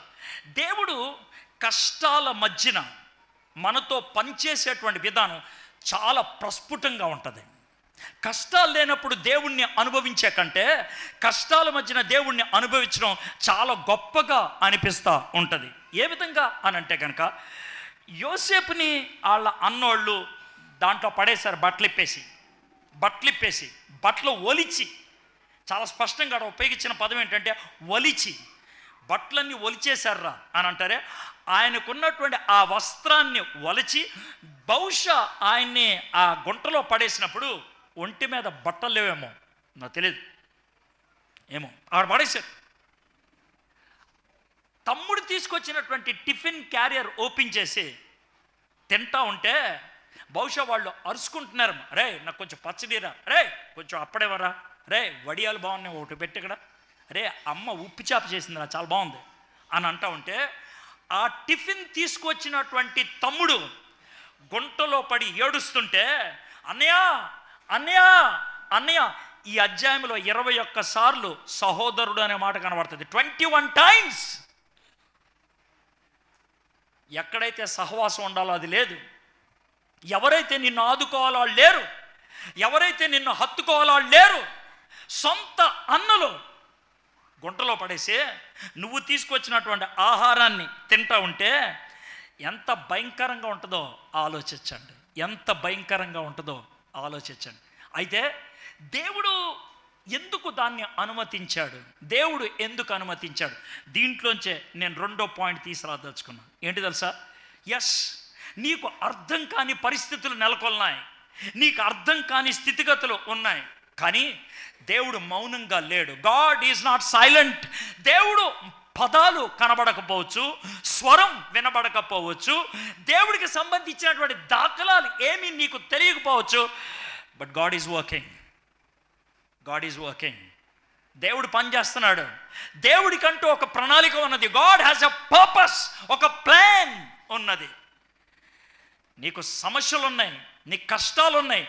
ఆ సమస్యల మధ్యన, కష్టాల మధ్యన దేవుడు నిన్ను కాపాడుకుంటూ వస్తున్నాడు. ఆయన నువ్వు ఇంకా బతుకున్నావంటే దేవుడు కనబడకుండా నీ జీవితంలో చేసినటువంటి పనులు చాలా ఉన్నాయి. మేబీ మీలో కొంతమంది సాక్ష్యం చెప్పండి అని అంటే, నీకు తెలిసి దేవుడు కాపాడిన 1-2 సన్నివేశాలు చెప్తావు అంతే, 1-2 సన్నివేశాలు. కానీ నీకు తెలియకుండా దేవుడు నిన్ను కాపాడిన సన్నివేశాలు చచ్చి పరలోకంలోకి వెళ్ళేదాకా నీకు తెలియదు. అప్పుడు ఒక్కసారి వెనక్కి తిరిగి చూసుకుంటే, ఇన్నిసార్లు నేను పోవాల్సిందా, ఇన్నిసార్లు నేను చచ్చిపోవాల్సిందా, ఇన్నిసార్లు నేను తగలబడిపోవాల్సిందా. ఎస్, అన్నిసార్లు నేను కాపాడాను. ఫుట్ ప్రింట్స్ అని ఒక పెయింటింగ్ ఉంటుంది, అది పెయింటింగ్ పేరు, అది ఫుట్ ప్రింట్స్ అని. మన క్రిస్టియన్ బుక్ స్టాల్స్లో అమ్ముతూ ఉంటారు. దాంట్లో ఏమీ లేదు, ఒక పెద్ద ఆయన ఉంటాడు, కాళ్ళు మాత్రం కనబడితే. ఓ చిన్న బాబు ఉంటాడు, ఆ చిన్న బాబుని పెద్ద ఆయన పట్టుకొని ఉంటాడు. ఒక సముద్ర తీరాన వాళ్ళు నడుచుకుంటూ వెళ్తారు. వాళ్ళిద్దరి యొక్క కాళ్ళ అచ్చులు ఉంటాయి, అంతే అంతే, ఇంకేముండదు అక్కడ. ఫుట్ ప్రింట్స్ అనేది ఉంటుంది, అంతే, ఫుట్ ప్రింట్స్, కాళ్ళ అచ్చులని. అయితే అక్కడ చిన్న రైటప్ ఉంటుంది. ఆ రైటప్లో కొడుకు తండ్రి వైపు చూస్తూ మాట్లాడుతున్నటువంటి మాట. కొడుకు తండ్రి చాలా దూరం నడిచిన తర్వాత కొడుకు ఎందుకో వెనక్కి తిరిగి చూశాడంట. డాడీ అన్నాడంట. ఏంట్రా బాబు అంటే, డాడీ మన ఇద్దరం నడుస్తున్నాం కదా. అవునరా. ఈ కాళ్ళచ్చులు నీ కదా. అవునరా. ఈ కాళ్ళచ్చులు నావు కదా. అవునరా. డాడీ కొంచెం వెనక్కి చూడండి. చూశాను. మీరు అక్కడ చూస్తున్నారా? చూశాను రా. డాడీ కొంచెం వెనక్కే చూస్తున్నాను. డాడీ అక్కడ 4 కాళ్ళు లేవు, 2 ఉన్నాయి. అవునరా. డాడీ ఆ 2 కాళ్ళ అచ్చులు నేను నడిచే చోట ఉన్నాయి, నువ్వు నడిచే చోట లేవు. అవునరా. డాడీ ఆ టైంలోనే పెద్ద ఆలోచింది. అవునరా. ఆ టైంలోనే డాడీ అని అరిచా. అవునరా. అప్పుడు నువ్వేమైపోయావు డాడీ? అప్పుడు నువ్వేమైపోయావు డాడీ? నీ కాళ్ళు అచ్చలు కనబడట్లా. బాబు కొంచెం జాగ్రత్త చూడరా. ఏంటి చూసేదే? జాగ్రత్త చూడరా, ఆ కాళ్ళు అచ్చలు నీకావు, నాయి. మరి నాయమని నువ్వు అరుస్తున్నావని నేను నిన్ను ఎత్తుకున్నాను, ఐ హావ్ క్యారీడ్ యూ, నేను నడిపించాను రా, నేను తీసుకెళ్ళాను. నేను అలాంటి సందర్భాలు మన జీవితంలో ఎన్ని కనబడతాయో. నేను I don't want to make it emotional. దీన్ని ఉద్రేకపూరితంగా కొన్ని ఉదాహరణలు చెప్పి నేను మీ యొక్క భావోద్రేకాలని రెచ్చగొట్టాలని నేను అనుకోవట్లేదు. I want to take this in a very very simple way. సీరియస్గా ఆలోచించండి. మీ వయసు ఎంతో నాకు తెలీదు, మీ జీవితంలో ఉన్నటువంటి సమస్యలు ఏంటో నాకు తెలీదు. ఇప్పుడు దాకా మీరు బతుకున్నారంటే దేవుడు కాపుదల లేకపోతే ఇది సాధ్యమై ఉండేది కాదు. మీరు గుర్తించకపోవచ్చు, మీ కంటికి కనబడకపోవచ్చు, మీ ఊహకు అందకపోవచ్చు, మీ మీ మీ యొక్క దర్శనానికి అది అందుబాటులో లేకపోయి ఉండొచ్చు. But definitely God protected you. దేవుడు మిమ్మల్ని కాపాడాడు. మన యొక్క జీవితంలో 2 అయిపోయినాయి ఇప్పటికీ. ఒకటికి దాగి ఉన్న కష్టాలు, దాగి ఉన్నటువంటి కాపుదల్లో. దేవుడు అన్నీ బాగున్నప్పుడు వాడుకోవటం పెద్ద విషయం కాదు.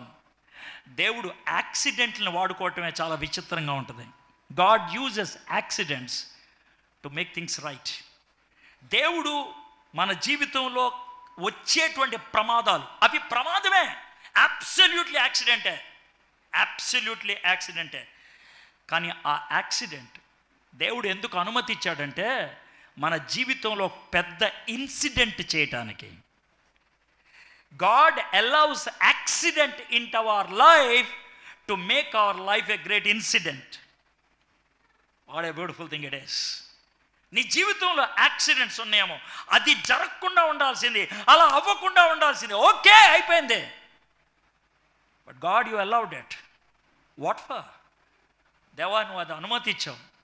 దాని నుంచి నేను నేర్చుకోగలిగింది అంటే, నా లైఫ్ని నేను అప్పుడప్పుడు షేర్ చేస్తున్నప్పుడు, మొన్న Secunderabad CSI church revival meetings. First of all CSI వాళ్ళు రివైవల్ మీటింగ్స్ పెట్టరు, అసలు ఎప్పుడు పెట్టరు. ఒకవేళ పెట్టినా ఓ పూట పెడతారు, ఒకవేళ పెట్టినా చర్చిలో పెడతారు. ఒకవేళ పెట్టినా ఆ చర్చ్ వాళ్ళకి తప్పించి ఎవరికి తెలియనివారు. నేను సిఎస్ఏ వాడిని, అందుకని నేను చెప్తున్నాను. కానీ వాళ్ళు బయట పెట్టారు, 3 రోజులు పెట్టారు, పెద్ద పెద్ద పోస్టర్లు తగిలిచ్చారు, అందరినీ రమ్మని చెప్పారు. వాళ్ళ చర్చిలో వాళ్ళకంటే ఎక్కువ మంది కోసం పెట్టారు కాబట్టి కుర్చీలు ఎక్కువేశారు, బయట వేశారు. నా సాక్ష్యం పంచుకోవడానికి నాకు పెద్ద ఇష్టం ఉండదు, కానీ పంచుకోవాల్సి వచ్చింది. పంచుకొని ఇంటికి వచ్చి కూర్చొని, రూమ్లోకి వచ్చి కూర్చొని, ప్రభా, I somehow feel very bad to tell what happened to me in my life. నేను ఒక స్ట్రిప్ డాన్సర్ని అని చెప్పుకోవడం నాకు చాలా అసహ్యంగా ఉంటుంది. I don't know how people will think about me. ఎలా ఆలోచిస్తారు నాకు తెలియదు. ఒకవేళ నా కూతుర్లు ఉంటే, నా భార్య అక్కడ కూర్చొని ఉంటే, I don't know how they feel. I feel very bad. I cannot throw it of. తను నేను కాదనలేదు అని బాధపడతా ఉంటే ఒక అమ్మాయి ఫోన్ చేసింది. అప్పుడు I had a long talk, 46 minutes talk. 46 నిమిషాల తర్వాత ఆమెకున్నటువంటి సమస్య, ఆమె ఎదుర్కొనేటువంటి ఆ పరిస్థితి, ఆమెను ఇది కదా నీ ప్రాబ్లం అని చెప్పాను. ఒక 25 minutes తర్వాత ఆమె ఏడవటం మొదలుపెట్టింది. 46 minutes తర్వాత ప్రార్థన చేసింది. చివరిలో అడిగాను, నా ఫోన్ నెంబర్ ఎలా సంపాదించావు అన్నా. ఆర్గనైజర్స్ని బతిలాడి నీ ఫోన్ నెంబర్ సంపాదించావు, నాకెందుకు కాల్ చేయాలనిపించింది అని అన్నా. Do you know what she said? నీ సాక్ష్యం, నీ గతం, నేను నీతో మాట్లాడటానికి సరిపోతాననిపించింది. నువ్వు మంచోడు అని చెప్పినట్లయితే, ఇలాంటి దిక్కుమాలిన జీవితం గురించి నీ జీవితంలో ఉన్నదని చెప్పకపోతే I would have called you. చాలామంది పాస్టర్లు తెలుసు, వాళ్ళు ఎవరితో చెప్పడానికి ఇష్టపడలేదంటే నేను వాళ్ళతో చెప్తే ఏమనుకుంటారో అనుకున్నాను. కానీ నీ జీవితం అక్కడి నుంచి వచ్చింది కదా, అందుకు చెప్తున్నాను. నేను I'm a drug addict. Hudson tailor అమెరికాలో బాన్స్లే అనేటువంటి ఊర్లో ఒక చర్చ్ నుంచి వచ్చాడు. ఆ చర్చ్ వాళ్ళు నన్ను పిలిచారు మొన్న ఇంగ్లాండ్ దేశంలో. చిన్న చర్చ్, అది చాలా చిన్న చర్చ్. అయితే ఒకరోజు పాస్టర్ గారు ఏమన్నారంటే, ఎడ్వర్డ్, రేపు మార్నింగ్ ఒక ప్రత్యేకమైన మీటింగ్ పెడతాం, లంచ్తో క్లోజ్ చేస్తాం. ఆ మీటింగ్కి ఒక 40-45 మంది వస్తారు. ఆ మీటింగ్లో నువ్వు కొద్దిసేపు మాట్లాడాలి. ఎంతసేపు నాకు తెలీదు, కానీ నువ్వు మాట్లాడాలి అని అన్నారు. సరే అంటే అని అన్నా. ఏంటి అని అంటే, ఈ 40-50 మంది ఎవరు అంటే, బాన్స్లే ఊర్లో రోడ్ల మీద, వీధుల్లో డ్రగ్స్కి అలవాటు పడుండేటువంటి పిల్లలు. వాళ్ళని తీసుకొస్తాం. డ్రగ్ వేసుకొని ఉంటారు రోజంతా, వాళ్ళని తీసుకొస్తాం. వాళ్ళు వస్తారంట ప్రతి వారం ఒకసారి, ఎందుకంటే వీళ్ళు ఫుడ్ పెట్టి పంపిస్తారు కాబట్టి, ట్యాబ్లెట్లు ఇచ్చి పంపిస్తారు కాబట్టి. వచ్చారు ఆ రోజు, కానీ ఆ రోజు డ్రగ్ తీసుకోకుండా వచ్చారు. వాళ్ళు ఎప్పుడు వచ్చినా అలాగే వస్తారంట. వాళ్ళు ఇంట్రడక్షన్ చేసుకుంటా ఉంటే భలే ఉంది. My name is James, I'm a cocaine addict. I'm Ruth, I'm a LSD addict. ఇలా ప్రతి ఒక్కళ్ళు వాళ్ళ పేరు, ప్రతిదీ క్రైస్తవ పేరే. ఆ పేరు తర్వాత నేను ఈ మాదక ద్రవ్యానికి బానిస, ఇలా వరుసగా 46 మంది చెప్పారు. లాస్ట్గా నాకు మైక్ వచ్చింది.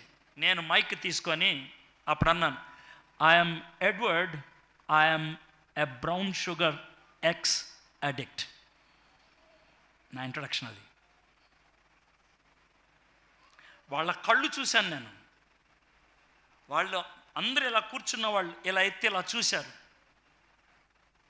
నేను ఆ తర్వాత మాట్లాడటం మొదలు పెడితే 22 నిమిషాలు కదలకుండా విన్నారు. పాస్టర్ గారు ఏమన్నారు తెలుసా, మా లైఫ్లో ఎప్పుడు 6 నిమిషాలు దాటి వెళ్తా మాట్లాడలేదన్నాడు ఆయన.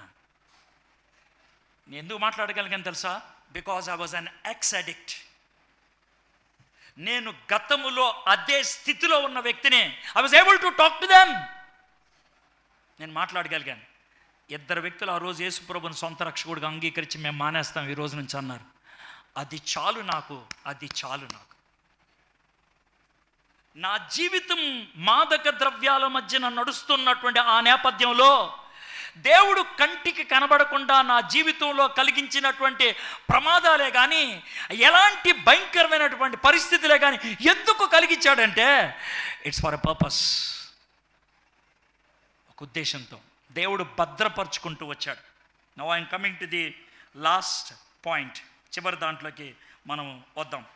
సో మొదట కష్టాలు ఉంటాయి మనకి, రెండోది కాపుదల ఉంటుంది, లేకపోతే దేవుడి యొక్క ఉంటుంది, మూడోది దేవుని యొక్క కృప. దేవుని యొక్క కృప, దేవుని యొక్క కృప చాలా విచిత్రమైంది. We cannot understand God's grace. ఎందుకో తెలుసా? మీకు స్టోరీ అక్కడ ఏం జరిగిందో మీకు చెప్తాం. వీళ్ళు హెబ్రోన్ లోయలో ఉన్నారు. ఎవరు? యాకోబు, వీళ్ళంతా హెబ్రోన్ లోయలో ఉన్నారు. మీకు స్టోరీలాగా చెప్తున్నాను, ఆ అధ్యాయంలో ఉన్నది. ఉంటే వీళ్ళు అన్నోళ్ళు ఎవరు? రూబెను, యోదా, లేవి, వీళ్ళంతా ఉంటారే, వాళ్ళు మందని తీసుకొని షెకెంకి వెళ్ళారు. ఎక్కడికి వెళ్ళారు? షెకెంకి వెళ్ళారు. షెకెంలో ఒక మంచి పని జరిగింది, షెకెంలో ఒక దౌర్భాగ్యమైన పని కూడా జరిగింది. షెకెంలో జరిగినటువంటి గొప్ప పని ఏంటంటే, వీళ్ళ తాతగారు మొట్టమొదటిసారిగా ఒక బలిపీఠం కట్టి యెహోవా నామాన్ని ప్రకటించి ఆరాధన చేసినటువంటి ప్రాంతం అది. గుడ్. ఇక్కడ ఒక దరిద్రమైన పని కూడా జరిగింది. ఏం దరిద్రమైన పని చేసిందంటే, వాళ్ళ సిస్టర్ని రేప్ చేస్తే ఒకడు, వీళ్ళెళ్ళి మగోళ్ళంతా చాలామంది మగోళ్ళని చంపేసింది షెకెంలోనే. ఎవడైనా ఆ ఊరు వెళ్తే ఆ ఊరి దగ్గరికి వెళ్తారండి ఎవరన్నా? ఎందుకు వెళ్ళారో తెలియదు, ఎవరు? అన్నలు. అయితే వాళ్ళు అక్కడికి వెళ్తారని యాకోబుకి తెలుసు. మీ అన్నలు షెకెం దగ్గరికి వెళ్ళారా, వాళ్ళ యొక్క బాగోగులు తెలుసుకొని రా అని అన్నారు. వీళ్ళున్నటువంటి హెబ్రోన్ ప్రాంతం నుంచి షెకెం దగ్గరికి 48 నుంచి 52 కిలోమీటర్లు, అంటే సుమారు ఒక 4 రోజులు పట్టున్న ఉంటుంది ప్రయాణం అక్కడికి వెళ్ళటానికి. అక్కడికి వెళ్ళారు, 4 రోజులు పట్టింది. అయితే అక్కడికి వెళ్ళి ఎత్తుతున్నాడు మనోడు, ఎవరు? యోసేపు. ఒక పనోడు. అసలు దేవుడు ప్రణాళికలు ఎలా ఉంటాయి చూడండి. అప్పుడు ఒక పనోడు, ఒక అతను కనబడి, ఆడి పేరేంటో మనకు తెలియదు, ఆడి పేరేంటి తెలియదు. ఏమెత్తుతున్నావు అని అంటే, మా బ్రదర్స్ ఉండాలి.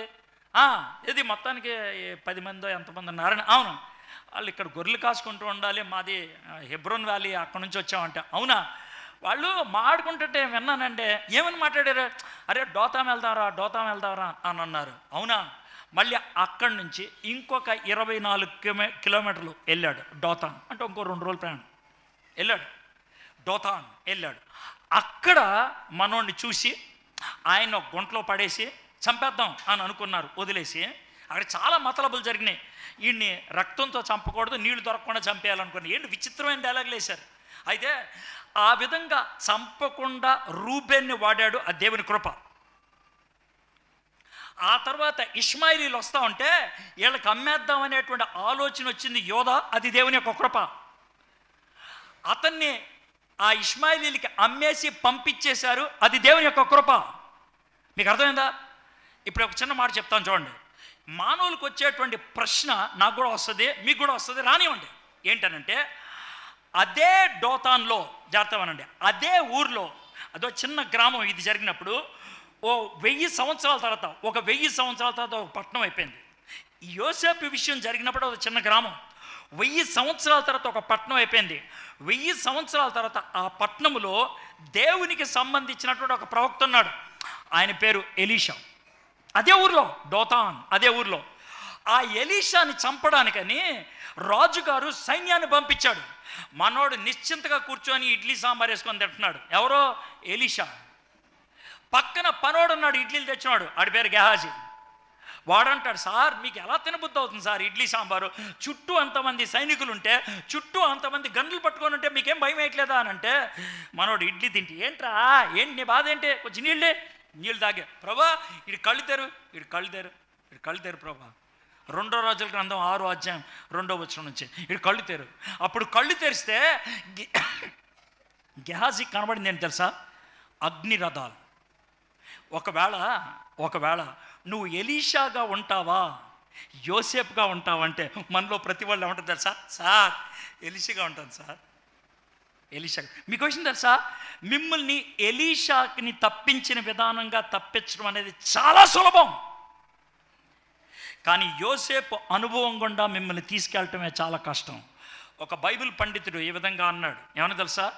దేవుడు ఒక విశ్వాసిని, జాగ్రత్తమనండి, దేవుడు ఒక విశ్వాసిని నీటిపై నడిపించడం చాలా సులభం అంట. దేవుడు ఒక విశ్వాసిని నీటిపై నడిపించడం చాలా సులభం అంట. మరి ఏంటి కష్టం అంటే, మామూలు రోడ్డు మీద నడిపించడమే కష్టం అంట. ఏమంటామేమో, నీటి మీద నడిచేటప్పుడు ఒళ్ళు దగ్గర పెట్టుకొని దేవుడి వైపు చూస్తూ నడుస్తావు, పడిపోతావన్న భయంతో. రోడ్డు మీద నడిచినప్పుడు దిక్కుమాలిన బతుకుంటుంది, మనకి దిక్కు తెన్ను లేకుండా నడుస్తాం, పోతాం. మనం పడిపోయేది అన్నీ బాగున్నప్పుడే, కష్టాల్లో ఒళ్ళు దగ్గర పట్టుకొని బతుకుతాం. యోసేపుని కష్టాల గుండా వెళ్ళనిచ్చాడు, దేవుడి కృపలో తన్ని భద్రపరుస్తూ ఉన్నాడు, దేవుని కృపను అనుభవిస్తూ ఆయన మొదలుపెట్టాడు. చివరిదాకా దేవునితోనే ఉండటానికి ఇష్టపడ్డాడు. అయితే జాగ్రత్త అండి, కొన్ని స్టేట్మెంట్లు కష్టంగా అనిపిస్తుంది. దేవుడు యోసేపుని రక్షించాడా లేదా? దేవుడు ఎలీషాని రక్షించాడా లేదా? దేవుడు ఎలీషాని రక్షించాడు భౌతికంగా. దేవుడు ఎలీషాని రక్షించాడు భౌతికంగా, శారీరకంగా, చుట్టూ శత్రువులు ఎదిరించి. కానీ దేవుడు యోసేపుని రక్షించాడు ప్రణాళికాబద్ధంగా. చాలా పెద్ద ప్రణాళిక. యోసేపుని రక్షించడం అంటే ఏంటి తెలుసా? చంపకుండా చేయటం. యోసేపుని రక్షించడం అంటే ఏంటి తెలుసా? ఇష్మాయిలీలకి అమ్మేయటం. యోసేపుని రక్షించడం అంటే ఏంటి తెలుసా? యోసేపుని ఆ కనాను ప్రాంతం నుంచి ఐగుప్తు దేశంలోకి ముందుగా తీసుకెళ్ళిపోవటం. యోసేపుని రక్షించడం అంటే ఏంటి తెలుసా? మార్కెట్లో నుంచోబెట్టి ఒక బానిసగా అమ్మేయటం. యోసేపుని రక్షించడం అంటే ఏంటి తెలుసా? పొతీఫర్ ఇంట్లోకి తీసుకెళ్ళటం. యోసేపుని రక్షించడం అంటే ఏంటి తెలుసా? జైల్లో పడేయటం. యోసేపుని రక్షించడం అంటే ఏంటి తెలుసా? ప్రధానమంత్రిగా చేయటం. యోసేపుని రక్షించడం అంటే ఏంటి తెలుసా? తన అన్నలు చెప్పలు పట్టుకొని వస్తే, నేను మిమ్మల్ని రక్షించడానికి మీకంటే ముందు దేవుడు మమ్మల్ని తీసుకొచ్చాడు రా అని చెప్పడం. But for Joseph to go to that level, ఆ స్థాయికి వెళ్ళటానికి దాగి ఉన్న కష్టాలు, దాగి ఉన్నటువంటి కాపుదలలు, ఆ తర్వాత దాగి ఉన్నటువంటి కృపా ప్రణాళిక. మై ఫ్రెండ్స్, మీరు ఇక్కడ ఎవ్వరు కూర్చున్నప్పుడు కూడా నా గుండె మీద, నా హృదయం మీద చెయ్యి పెట్టుకొని ఖచ్చితంగా చెప్పగలిగే మాట ఒకటే: మీరు దేవుని ప్రణాళికలో ఉన్నారు కాబట్టి ఇక్కడ కూర్చొని ఈ మాటలు వింటున్నారు మీరు. దాంట్లో ఎటువంటి అనుమానం లేదు. There is absolutely no doubt. దేవుడి ప్రణాళికలో మీరు ఉన్నారు. దేవుని యొక్క కృప మీకు ఇంకా ఉన్నదే. కాబట్టి ఆ కృపా కాలము దాటిపోకముందే, దేవుడు ఇక అయిపోయింది, వీడికి ఇంకా అవకాశం వేస్ట్ అని అనుకోకముందే ఆయన దగ్గర రాగలిగితే బాగుంటుంది. ఎస్, మీకు కష్టాలు ఉన్నాయి. ఎస్, మీరు మంచి పని చేసినా కూడా ప్రజలు మిమ్మల్ని దూషిస్తున్నారు. మీది ఏ నేరం లేదు, ప్రజలు మీ మీద నింద వేశారు, నేను కాదనట్లా. ఎవరికి చెప్పుకోలేనటువంటి కష్టాలు మీకు ఉన్నాయి, దాగి ఉన్న కష్టాలు. కానీ దాగి ఉన్న కాపుదల మర్చిపోయావు, అందుకే నువ్వు ఇక్కడికి వచ్చి కూర్చున్నావు. దాగి ఉన్నటువంటి కృప ప్రణాళిక మర్చిపోవద్దు. ఆ కృపకు నువ్వు లోబట్టడానికి ఇష్టపడి, ప్రభా నేను ఇంకా బతుకున్నానంటే కారణం నువ్వే, ఇంకా బతుకున్నానంటే కారణం నువ్వే, నేను నీకోసం ఉంటాను ప్రభా, నీకోసం ఉంటాను ప్రభా. మేబీ నన్ను యోసేపులాగా తీర్చిదిద్దుతావేమో, నన్ను బట్టి నా కుటుంబాన్ని అంతటిని కూడా నీ దగ్గరికి చేర్చుకోవడానికి నన్ను వాడతావేమో, నా గ్రామాన్ని నీ దగ్గర చేర్చడానికి వాడుకుంటావేమో. I don't no. నేను అలా ఎందుకు అవ్వకూడదు ప్రభా? ప్రభా నీ కృపలో ఉంటే నేను చాలు ప్రభా. If I'm in your grace, if I'm able to respond to your grace. ప్రార్థన చేసుకుందాం, తలంచండి. మా దేవా, మా ప్రభా, 37వ అధ్యాయం అంతా చదవలేకపోయాం ప్రభా, కొన్ని విషయాలే చదువుకోగలిగాం. కానీ యోసేపు గురించి కాస్త వివరంగా తెలుసుకోవడానికి మీరు సహాయం చేశారు ప్రభా. దాగి ఉన్న కష్టాలు, దాగి ఉన్న కాపుదల, దాగి ఉన్న కృప ప్రణాళిక. ప్రభా మీకు వందనాలు చెల్లిస్తున్నాం తండ్రి. యోసేపు విషయంలో ఏదైతే జరుగుతుందో మా విషయంలో కూడా అదే కదా ప్రభా. మేము ఎవరితో చెప్పుకోలేని కష్టాలు గుండా వెళ్తున్నాం. ప్రజలు మమ్మల్ని దూషిస్తున్నారు, ప్రజలు మా మీద నింద వేస్తున్నారు ప్రభా. ఇది కంటికి కనబడినటువంటి భయంకరమైనటువంటి ద్వేషం, అసూయ, పగ మా చుట్టూ కనబడుతుంది ప్రభా. వీటన్నిటి మధ్యన దాగి ఉన్నటువంటి కాపుదల, అందుకే మేము ఇంకా బతుకున్నాం ప్రభా. ప్రభా మీ కృపా ప్రణాళిక ఉన్నది, మమ్మల్ని కూడా వాడుకోవడానికి ఇష్టపడుతున్నాం ప్రభా. మీరు సహాయం చేయండి. యోసేపు జీవితాన్ని బట్టి మమ్మల్ని ధైర్యపరచండి, మమ్మల్ని ప్రోత్సహించండి. పరిస్థితులకి భిన్నంగా మీరు మా జీవితాలు చేస్తారనే విషయాన్ని మేము అర్థం చేసుకోవడానికి సహాయం చేయండి. ఎక్కడైనా సరే పెద్దోళ్ళకి చిన్నోళ్ళు తల ఒగ్గుతారు, కానీ దేవుడు తలకిందులు చేసావు ప్రభా యోసేపుని. చిన్నోడు యోసేపు, పెద్దోళ్ళంతా తల ఒగ్గారు. ఎక్కడైనా తల్లిదండ్రులకి మొక్కుతారు, కానీ యోసేపు పరిస్థితి తలకిందులు చేసావు ప్రభా. తండ్రి యోసేపు దగ్గరికి రావటానికి చేసావు ప్రభా. మా స్థితి నాయన మేము ఊహించిన దానికంటే భిన్నంగా మీరు చేయగలరా ప్రభా. నీ కృపలో మేము అమర్చబడి ఉన్నామని గ్రహిస్తే అలాంటి గ్రహణ మాకు అనుగ్రహించమని, ఈ వాక్యాన్ని మా జీవితానికి ఆశీర్వాదకరంగా చేయమని యేసు నామములో అడుగుచున్నాం తండ్రి.